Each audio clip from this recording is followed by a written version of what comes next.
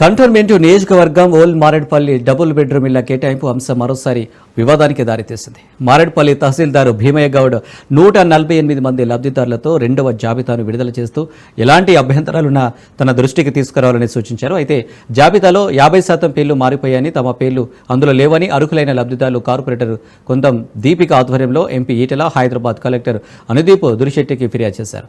ఈ సందర్భంగా ఈటెల మాట్లాడుతూ అసలైన అర్హులను గుర్తించి వారికే కేటాయించాలని కలెక్టర్కు సూచించారు.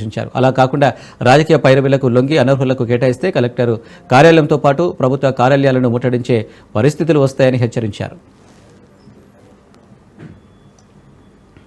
ఇక్కడ మూడా డివిజన్ పరిధిలో ఏ డబుల్ బెడ్రూమ్లకు నిర్మించారు, ఎన్నో సంవత్సరాల క్రితం డబుల్ బెడ్రూమ్ నిర్మించారు.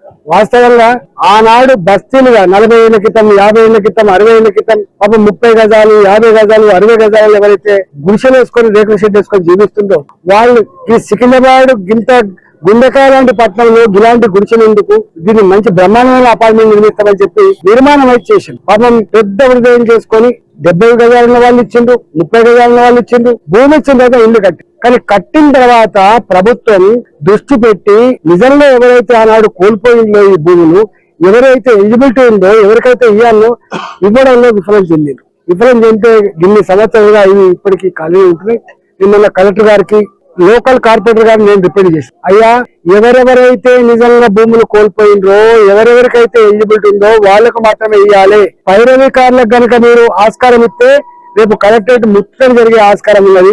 రేపు దీని మీద పెద్ద దుమ్ము రేపే ఆస్కారం ఉంది. దృష్టి పెట్టమని చెప్పుకోండి.